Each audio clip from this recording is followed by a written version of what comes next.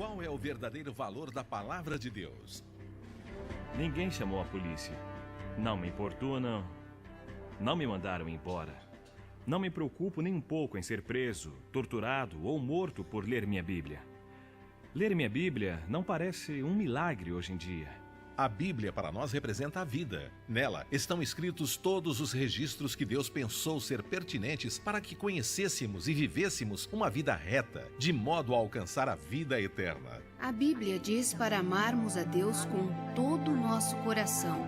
Nós, cristãos chamados livres, carregamos nossas Bíblias de um lado a outro com orgulho debaixo do braço. Nós, por meio desse livro, nos tornamos um povo de opinião, povo de convicções tão fortes que nada as abala, mas sempre baseadas no amor, na compaixão e sempre sob o comando direto do Senhor.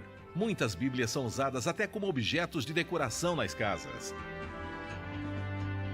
Levou-a para a mãe e perguntou: "Mãe, esse é o livro de Deus?" A mãe olhou o livro e disse: "Claro que é o livro de Deus." E ele falou: "Por que não o devolvemos, já que não usamos?" Os pastores brasileiros têm diversos exemplares de versões diferentes para mulheres, crianças, adultos, com referência, mapas, notas explicativas. E nós aproveitamos essa liberdade? Nós nos alegramos com ela? Usufruímos dela lendo a palavra e praticando-a? Em alguns países, possuir uma Bíblia é algo tão arriscado que quando alguém consegue receber um exemplar, o enterra para aguardar o momento mais seguro de desfrutar as palavras contidas ali. É comum nos países perseguidos que os cristãos compartilhem um único exemplar. Por isso, eles têm que rasgar as páginas da Bíblia e dividi-la, para que o maior número possível de cristãos a memorizem e sejam edificados. Depois que fomos aprisionados, levou apenas 3 meses para que tivéssemos Bíblias sendo contrabandeadas sem que as autoridades soubessem. Separávamos as páginas da Bíblia em livros diferentes e distribuímos cada parte entre as celas. Como não tínhamos onde esconder, guardávamos os pedaços da Bíblia em nossas sacolas. Muitos cristãos em todo o mundo ainda morrem e são presos simplesmente por possuírem uma Bíblia. Disseram-lhe que o livro era a causa de todos os seus problemas. Disseram-lhe: desista! Desista, pois é perigoso.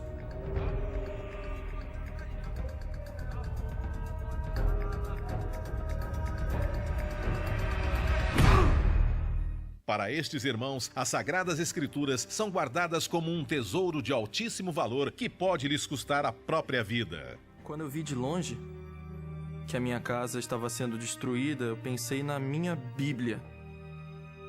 Por ser pastor de uma pequena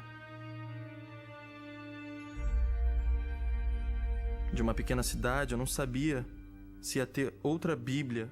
Considere a ideia de que para nós ocidentais a Bíblia é sinônimo de vida. Como esperar que o Senhor o abençoe, o use e o proteja se tem preguiça de ler sua palavra, pela qual milhares de pessoas foram mortas? Profetas foram mortos por ela. Os apóstolos foram mortos por ela. Mártires da história da igreja morreram por ela. Hoje pessoas morrem por ela. Para milhões de cristãos, especialmente em países comunistas ou do Oriente Médio, a Bíblia pode significar a morte daqueles que forem descobertos com ela. Vem comigo aqui! Jogue fora este livro! Ele só tem mentiras! A Portas Abertas, em parceria com você, tem abençoado centenas de milhares de pessoas através de seus projetos de distribuição de Bíblias. A Bíblia, lembra dela? Mas como conseguiram isso? De pessoas que nem conhecemos, de alguma forma souberam de nós e nos enviam livros de estudo e Bíblias. Acha que pode continuar assim, ignorando a palavra de Deus? Não dá. Eu não sei o valor que o seu exemplar da Bíblia tem para você, mas sei que para milhares de cristãos ela pode custar a própria vida. Para que então temos o livro, se somos tão relapsos com algo que exigiu a vida de tantos mártires da igreja e até hoje é assim? Um velho pastor chinês uma vez disse: existem apenas 3 tipos de cristãos no mundo e apenas um é verdadeiro. O primeiro tem a Bíblia, mas não a lê. Esse não vale. O segundo tem a Bíblia, lê, mas não tem amor por ela. Também não vale. O terceiro tem a Bíblia, lê e ama o que lê. É o tipo que muda o mundo. Então, deixando escapar uma pequena lágrima, ele acrescentou: mas esse tipo de cristão é muito raro. Devorem este livro. Ele trará problemas a vocês, mas vale a pena.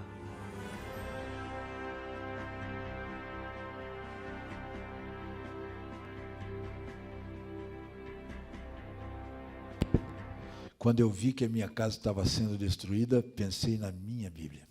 Quando eu vi esse vídeo pela primeira vez, esse pronunciamento desse pastor lá na Nigéria me incomodou muito, porque me fez refletir, me levou a pensar. Quando aquele cristão chinês também disse que há 3 tipos de cristãos, mas só um é verdadeiro, aquele que ama a Bíblia, me levou a pensar muito. E eu me vejo num país onde as pessoas leem a Bíblia, oram, vão à igreja, mas isso me fez refletir sobre aqueles irmãos que não têm, que querem ler a Bíblia, que precisam e necessitam da Bíblia, mas não têm. Isso foi lá atrás, quando lançaram esse vídeo. E sempre que eu o assisto, eu penso de novo sobre se eu realmente estou dando importância à Bíblia, a ponto dessa Bíblia, dessa palavra, fazer com que eu, a cada dia, seja aperfeiçoado, transformado, uma pessoa melhor, mais envolvida, mais engajada, mais disponível, mais amorosa, uma pessoa que realmente se sente parte dessa igreja, desse corpo, dessa vida de Cristo, da vida de Cristo na igreja, no corpo de Cristo. E só tem uma coisa que pode fazer isso comigo, com você, é a palavra de Deus. Mas nada vai fazer isso com você, a não ser que Deus haja de uma forma sobrenatural na tua vida, como fez com Saulo. Mas, normalmente, isso vem por meio da palavra, do conhecimento da palavra, do desejo e a fome da palavra, esse entendimento aberto por Deus de que a palavra de Deus vai fazer com que nós nos tornemos pessoas melhores para tudo. Então, imagina, eu penso naqueles que não têm a palavra e se convertem e não têm a palavra. Poderia continuar mostrando testemunhos de pessoas que hoje, no meio muçulmano, Jesus está aparecendo em sonhos para eles, sonhos e visões. Mas depois desse sonho, dessa visão, eles precisam ir atrás de uma igreja, de um crente, para poder conhecer mais a Jesus, mais de Deus, por meio da palavra. Eles vão precisar da palavra. Não tem como viver essa nossa vida com nossa fé fundamentada, com nossa fé em Cristo, se não for fundamentada na palavra de Deus. Então, isso me faz pensar seriamente no meu envolvimento com ministérios que estão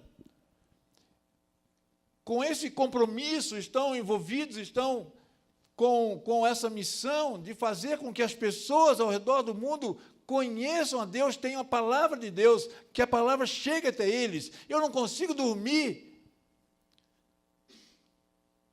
porque eu estou aqui. Mas nesse exato momento, a palavra de Deus pode estar chegando a alguém. Eu quero, antes de ler o texto bíblico, vou ler já, só dizer 2 coisinhas sobre o irmão André de novo. Ele disse que 3 coisas não são necessárias aos cristãos, porque 2 apenas são necessárias. Quais seriam as 2 coisas necessárias? A primeira, paixão pela Bíblia, que é amar a Bíblia. E a segunda, compaixão pelas pessoas. Eu creio que uma coisa está ligada na outra, e uma provém da outra. Se eu amo a Bíblia, eu vou ter compaixão pelas pessoas. E eu lembro que ele conta uma história no seu livro, Desafiando os Limites da Fé, que ele estava na Arábia Saudita, quando eles foram para a Arábia Saudita, e lá na Arábia Saudita, naquela época, não tinha como entregar Bíblia para ninguém, e eles levaram Bíblias. Vai ser relançado o Desafiando os Limites da Fé de novo, comprem, é o contrabandista de Deus número 2, que ele continua contando seu testemunho. E ele, na Arábia Saudita, eles entraram, não tinha para entregar as Bíblias. O que eles fizeram? No aeroporto, na volta, no retorno deles, no aeroporto, eles viram uma mesa lá, uma bancada, empilharam as Bíblias todas ali, na entrada do aeroporto, e foram embora. Voltaram para suas nações e deixaram as Bíblias lá. O que será que foi feito? Pode ter certeza que aquelas Bíblias chegaram nas mãos de alguém que precisava de Deus. Então, irmão, se a gente não conseguir dar essa importância à Bíblia, que deve ser dada, é sinal de que está faltando alguma coisa. Eu tenho que amar a Bíblia, ser apaixonado. E se eu sou apaixonado pela Bíblia, eu quero que todos tenham a Bíblia. Eu creio que é isso que ferve o coração do irmão André. Ele descobriu o valor da Bíblia, a importância da Bíblia. Então, não vai dormir sossegado enquanto não fizer tudo para que todos possam conhecer e ter a palavra de Deus. Abra lá a sua Bíblia em Salmo 119, 105, quero ser bem rápido aqui. Esse texto, eu vou ler até o 112. Esse texto aqui, eu não vou, só vou dar uma pequena...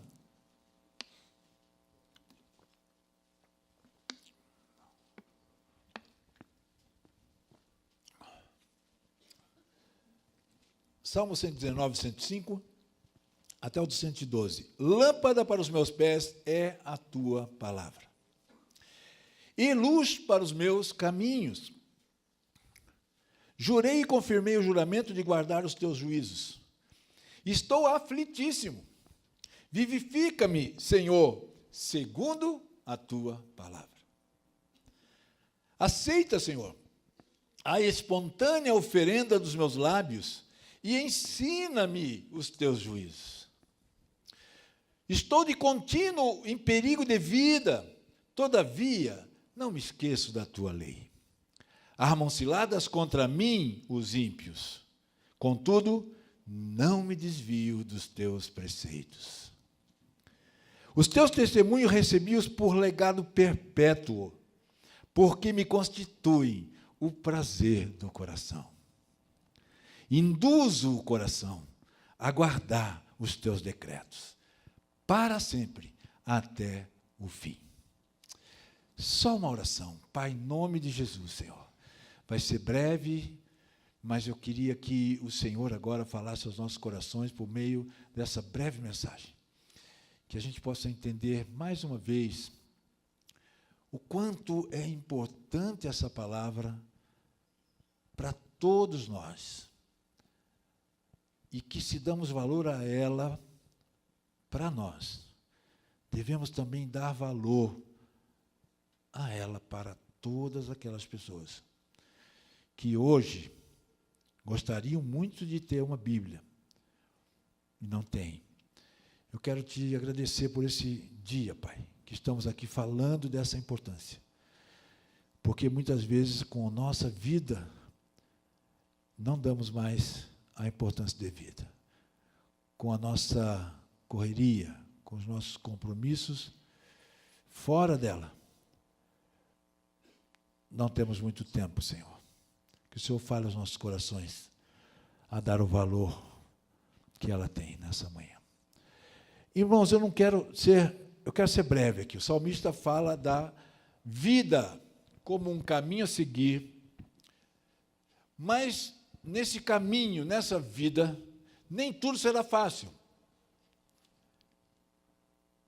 Haverão perigos, momentos em que a gente vai enfrentar ou vai passar nessa vida e vamos enfrentar situações em que poderão nos enfraquecer muito, poderão nos entristecer muito, nos desiludir, nos frustrar, poderão até nos tirar do caminho. Por isso é tão importante entendermos que o texto diz, ou cita aqui o salmista, colocando a palavra como lâmpada para os pés e como luz para o caminho. Fica claro que sem ela a gente vive em trevas, em escuridão, lugar sem luz, É um lugar escuro, um lugar onde só há trevas. A palavra de Deus é que dissipa a treva, a palavra de Deus é que ilumina o caminho. E o salmista fala dessa vida, da nossa vida, como esse caminho, mas no qual os perigos são constantes. E aqui, ele, no verso 107, ele deixa a situação de uma maneira fácil de entender. Ele diz: estou aflitíssimo, uma aflição muito grande. E ele pede, então, que o Senhor, por meio da sua palavra, o vivifique, o anime, o restabeleça. Coloque numa situação de paz, mesmo naquela situação que ele está vivendo de aflição. Por isso Jesus disse: no mundo tereis aflições, tende bom ânimo. Eu venci o mundo, mas como ter bom ânimo? Por meio ou segundo a palavra.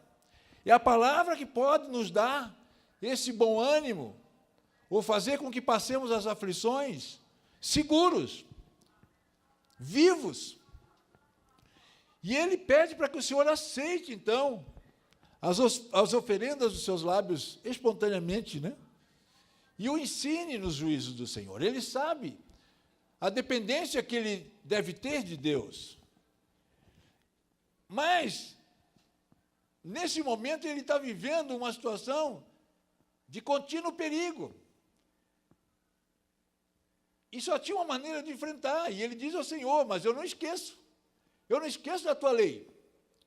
Estou vivendo diariamente em perigo. A ministra do louvor aqui, ela disse com respeito ao nosso desânimo. Irmãos, há muitos irmãos e irmãs na igreja que estão desanimados, que estão vivendo um momento de frieza tão grande espiritual, que já não estão nem mais lendo a Bíblia, já não estão mais nem orando, não estão mais. Mas continuam indo à igreja, continuam ali, quem sabe até com alguns compromissos. Não podemos jamais nos esquecer da lei, da palavra de Deus, porque ela é que nos vai fazer com que enfrentemos qualquer situação. E aqui ele diz que os ímpios armam ciladas contra ele. Quantas ciladas nós enfrentamos na vida? São muitas, e o pastor Eli, com certeza, nos seus sermões, apresenta a você, por meio da palavra, todas as maneiras de você viver, passar, superar, enfrentar, e mostra até de que maneira essas ciladas se apresentam para você. Eu tenho certeza que vocês têm aqui essa orientação, por meio da palavra e por meio do pastor que vocês têm aqui, que eu conheço o pastor Eli. E ele diz que mesmo diante das ciladas, de tudo aquilo que o mundo pode lhe oferecer, ou lhe trazer como algo, né, que ele não esteja esperando, de surpresa, ele diz que mesmo assim não desvia. Mas tem algo interessante no 111 que diz que os testemunhos ele recebeu por legado perpétuo. É algo que o salmista recebeu do Senhor como uma herança. A lei, a palavra, a herança perpétua para nós. E ele diz que é isso que constitui o prazer do seu coração. É prazer na palavra. E ele induz o coração a guardar essa palavra. Ele leva ao seu coração. Ele busca viver de uma forma em que a palavra dirige a sua vida, em que a palavra motive tudo aquilo que ele faz e, com certeza, em obediência a tudo aquilo que a palavra pede, por causa desse prazer que ele tem na palavra, por causa desse amor que ele tem pela palavra, e que isso vai ser algo para sempre. O salmista tinha certeza disso. Mas, irmãos, nós vivemos aqui no Brasil. Mas na Coreia do Norte, como é que é?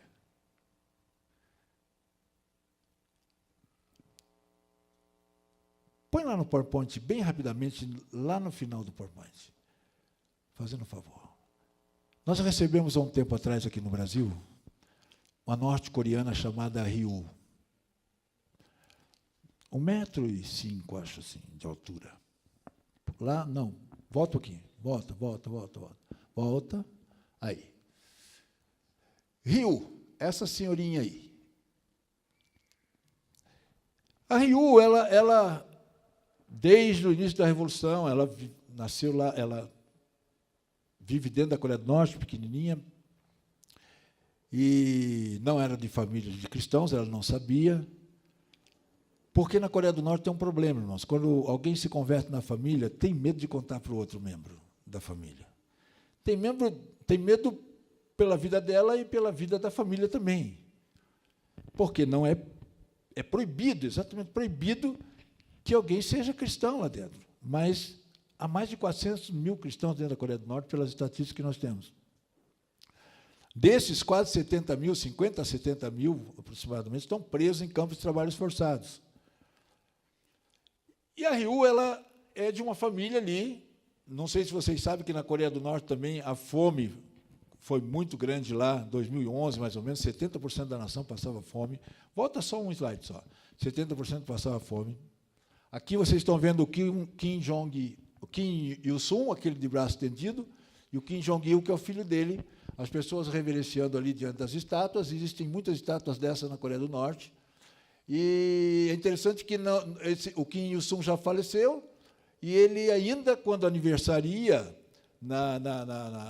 faz o aniversário de morte, né, quando ele celebra a sua morte, o dia da sua morte, aí na Coreia do Norte, para você ter uma ideia de como é viver lá dentro dessa nação, no dia do aniversário dele, por causa do luto, ninguém pode rir na Coreia do Norte, sorrir, ninguém pode sorrir. Eu lembro que a Ryu, quando chegou aqui, ela ria muito. Ela disse que a gente ri bastante, é gostoso rir, como é bom rir. Lá não pode, lá não se ri muito na Coreia do Norte. A vida lá não propicia isso. E os cristãos, muito menos. E aí, no dia da morte dele, se você for pego rindo, você pode ser preso ou pode ser até morto. E interessante que no dia do aniversário dele, ele também liberta alguns presos nos campos de trabalhos forçados, mas esse direito não é dado aos cristãos. Mas eu acho interessante porque, de repente, alguns cristãos conseguem fugir de lá. Eu entendo que Deus coloca o nome na lista, né? Coloca o nome na lista, sem você saber, ele sai, né? E pode passar no outro. E a Ryu, então, ela na Coreia do Norte, ela simplesmente vivendo em família com seus filhos, não soube da conversão do seu marido. E o seu marido foi preso. E dentro da prisão, no campo de trabalhos forçados, o sofrimento é muito grande, irmãos, é muito grande. Muito. Fome, maus tratos, a coisa é terrível, não é fácil viver lá. E ela foi fazer a visita ao marido com os filhos foram primeiro, e, num determinado momento, para ser bem breve, o pai conseguiu passar algo da sua fé para os filhos, e os filhos, quando saíram, falaram com a mãe, mãe, o pai era um homem muito bom, e ele está pedindo para que a gente escute ou dê atenção a esse Jesus. Ele está seguindo Jesus, e parece-me que ele deixou bem claro para mim e para nós que devemos também buscar conhecer esse Jesus. E eles foram, então, conhecer o Jesus, mas, antes disso, ela também fez uma visita a ele. Só que foi interessante que ela estava numa sala e o guarda, então, perguntou para ela, a senhora, sentada ali, a senhora não vai ver seu marido? Ela disse, eu vou, mas não foi para isso que a senhora veio? Sim, mas onde está meu marido? O guarda apontou um homem logo ao lado e disse, esse aí é seu marido. Quando ela olhou, ele estava irreconhecível, muitos hematomas, cadavérico, muito fraco e irreconhecível, e ela teve que se aproximar dele, chegar bem perto, olhar no seu rosto para reconhecê-lo. E depois dessa visita, ela nunca mais voltou a ver seu marido. Nem ela, nem seus filhos, nem ninguém. Mas eles foram procurar saber quem era esse Jesus. Procuraram um crente na Coreia do Norte, alguém que pudesse dar uma Bíblia a eles, alguém que pudesse ensinar sobre Jesus para eles. E isso aconteceu de forma sobrenatural. Portas Abertas tem trabalhado dentro da Coreia do Norte há muitos anos dessa forma, levando Bíblias, levando treinamentos, uma coisa impossível só com o poder de Deus. E eles conseguiram conhecer, conseguiram fugir de lá. A sua filha, antes disso, morreu de fome na Coreia do Norte. Mas, assim mesmo, cristãos conseguiram fugir da Coreia do Norte para a China. Lá ela se tornou uma evangelista. Mas, logo depois de ser essa evangelista ali na China, fronteira da Coreia do Norte, ela foi presa também. e foi lançada no campo de trabalho forçado de Okoda, o campo 10, um dos campos mais terríveis da Coreia do Norte. E, nesse campo, ela começou a falar com Deus, e falar: Deus, como é que eu faço? O Senhor me colocou, eu estava como... O Senhor me fez te conhecer, me converti ao Senhor, conheci a Tua palavra, estava no ministério abençoado na Coreia do Norte, acolhendo todos os norte-coreanos que fugiam em busca de comida, de remédio, ou em busca de alguma coisa, ou mesmo para fugir para sempre. Nós acolhíamos, eles conheciam Jesus, eles eram salvos, um ministério abençoado, e o Senhor me tira de lá e faz com que eu venha cair nesta prisão, aonde na entrada da prisão tem uma placa enorme que diz assim: se você fugir, morrerá. Então, quem foge não vai retornar para a prisão, não. Morre aonde for encontrado. E Deus colocou ela naquele lugar. Isso ela nos contou aqui, porque depois ela foi libertada, né? Dá para ver ali, né? Ela está aqui no Brasil falando. Mas ela ali dentro falou: Deus, o que o Senhor quer de mim aqui? Dentro dessa prisão? Não se pode falar de Jesus? Não se pode congregar, não tem uma igreja, não posso cantar, não posso louvar, não posso orar, não posso ler a Bíblia, não posso fazer nada, e o Senhor me trouxe para cá, como é que eu vou fazer? Eu preciso ter irmãos, eu preciso de uma igreja. E agora não posso te dizer como é que Deus fez, né? O que aconteceu a partir daí. Mas o importante foi que Ele fez. Eu creio que ninguém duvida de que foi Ele que fez. Porque Deus começa a falar com a Ryu. Você pode começar uma igreja aqui, sim. Mas como, Senhor? Pode, você tem que começar com alguém, começar com um. Fala de mim para alguém. E ela falou: mas para quem? Aí Deus mostra para ela uma pessoa. E ela diz para Deus: não, esse não. Essa pessoa só me maltrata, caçoa de mim, o tempo inteiro judia de mim. Essa pessoa não quero, Senhor, com esse não dá, com esse aí não vai dar, nem ele vai querer. E Deus disse para ela: eu quero que você comece com ele. E Deus foi dando, logicamente, os meios, né? E ela, com jeito, ali dentro daquela prisão, sofrendo, foi revelando Jesus para ele, e aquele homem foi olhando diferente, e se tornou o primeiro membro da igreja da Ryu, dentro de um campo de trabalho forçado na Coreia do Norte. Só que aí veio o segundo, veio o terceiro, veio o quarto e veio o quinto. A igreja multiplicou, cresceu, já eram 6. E como a igreja cresceu, ela disse: Senhor, agora está difícil, precisamos de um templo. Não tem um lugar, nós precisamos de um lugar, uma igreja, de fato, para a gente congregar. Já temos membros. Estamos aqui de uma forma ou de outra tentando, mas não dá. De forma sobrenatural, novamente, Deus se revela a Ryu, dizendo para ela: olha que espaço bom lá no banheiro. Começa no banheiro. Faz do banheiro a igreja. Se uma no banheiro, experimenta para ver. O banheiro, irmão, na Coreia do Norte não tem masculino e feminino, não, viu? Para os presos, não. Só que era um lugar tão fétido que quem ia ao banheiro só ia ao banheiro fazer o que tinha que fazer e não via a hora de sair. Aquilo ficava meses sem ver uma água, irmão, sem limpar. Imagina. Tenta imaginar. Ela disse que era tão insuportável que se você ficasse muito tempo lá dentro, você ficava sufocado. E Deus falou: começa aí. E ali ninguém notava eles lá. Os guardas não iam lá. Quem ia sair, entrava, não queria saber, e eles conseguiam se reunir. Então, era o momento que eles iam, marcavam o horário do culto, quando dava, iam lá e realizavam um culto ali. E continuaram assim. Só que um dia ela disse para Deus: Deus, tá bom, que bom que o Senhor arrumou uma igreja para nós. Só que eu preciso de um lugar, um momento, pelo menos, num desses cultos, que a gente possa cantar, que a gente possa expressar a nossa oração ao Senhor, nosso louvor, com vozes em alto som. Não dá, nós estamos muito reprimidas aqui, está difícil, a gente está precisando, necessitando de nos soltarmos, de louvarmos ao Senhor. E Deus novamente, irmãos, novamente, coloca no coração, na mente da Ryu, uma maneira de fazer isso. Ela falou, é verdade, Deus, acho que assim pode ser. Lá muito frio. E ela falou, acho que só esse é o único meio. Então, ela disse que começou a orar a Deus para que Deus mandasse chuva, mas chuva com tempestade, com trovões terríveis, com muito barulho, tempestade mesmo, que fizesse com que ninguém conseguisse sair dos seus quartos, dos seus lugares reservados, nem guarda, nem ninguém. Aquelas tempestades que parece que iria acabar com tudo. Esse foi o único meio que Ryu e os membros da sua igreja conseguiram louvar Deus e cantar, abrindo todo o seu pulmão. No dia da tempestade, quando a nuvem aparecia, eles viram que Deus realmente estava mandando, e aquela tempestade se aprontou. E começou a cair, e todo mundo se escondia, eles saíam para o pátio da prisão.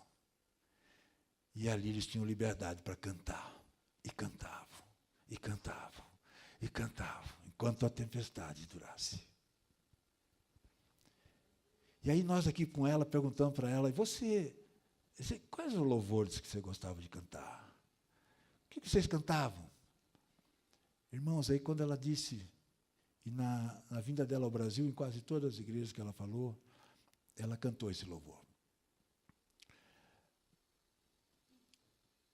Mas eu lembro um dia que ela cantou para a gente assim, na roda, assim. E aquele foi o momento que ninguém se conteve.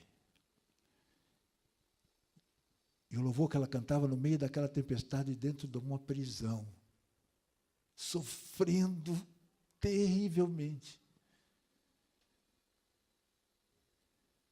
Vocês todos conhecem. Eu não sei cantar. Porque Ele vive, posso crer no amanhã. Porque Ele vive, temor não há, mas eu bem sei, eu sei que a minha vida está nas mãos do meu Jesus, que vivo está. Irmãos, nessa manhã, de todo o meu coração eu falo, irmãos, de todo o meu coração, vamos nos unir a essa igreja, vamos estar com eles. É tão ruim falar do que eu vou falar agora. Você tem aí uma ficha, uma revista. Preencha essa ficha, entrega ali para a gente. Para você receber notícias todo mês dos irmãos perseguidos. Para você viver a vida da Igreja de Cristo em todo canto. Fazer parte, participar. Você tem tudo. Você tem a palavra de Deus todo dia para você ler, para você se encher de Deus. Você tem a igreja para cantar, louvar. Você tem o tempo que você precisa e a liberdade que você precisa. Eles não têm. São vários desses países os cristãos perseguidos, e eles têm um único pedido. O pedido de todos eles é o mesmo para nós aqui do Brasil. O único pedido deles para nós, sabe qual que é? Orem por nós. Orem por nós. É o pedido deles. Eles não querem se sentir sozinhos. Eles precisam saber que nós estamos lutando com eles, junto com eles, como uma só igreja, uma só família, um só corpo. Irmãos, você vai poder continuar fazendo tudo o que você faz na sua igreja. Você vai poder continuar servindo os ministérios, participar dos retiros, de tudo. Porque aqui você pode, tem recursos, tem tempo. Agora eu tenho certeza que tudo que aconteceu na vida da Ryu lá, depois ela foi liberta da prisão. Eu creio que Deus colocou o nome dela na lista também. E ela conseguiu fugir de lá, veio para a China de novo e foi para a Coreia do Sul. Com 70 anos de idade, ela chegou na Coreia do Sul. Ela está com 76, que ano passado ela veio aqui com 75, faz apenas 6 anos que ela veio embora e é uma pastora hoje na Coreia do Sul. Como ela, irmãos, milhares, centenas de cristãos nesse momento estão vivendo em lugares onde, você leu lá no texto, lá, seguir a Cristo pode custar a própria vida. Será que é tão difícil para nós respondermos lá? Quando ouvimos o clamor dos cristãos perseguidos, nós vamos fazer tudo o que nós podemos em favor deles. Será que a gente pode responder hoje isso para eles, pastor? Aí, irmão? Então, eu espero vocês ali. Hoje vocês são privilegiados, porque quem adquirir qualquer produto ali, seja um livrinho de R$10, já recebe 1 ano a revista, sem ter qualquer preocupação com custo, com nada. E é uma forma de incentivar você, de dar essa oportunidade a você de conhecer mais, todos os dias. Amém? Então, não deixe de tomar essa decisão hoje, se posicionar hoje, que eu tenho certeza que isso não lhe custará muito. É possível. Amém? Deus abençoe, meus irmãos. Muito obrigado, pastor. E a minha alegria também foi te rever, família, todos vocês, tá?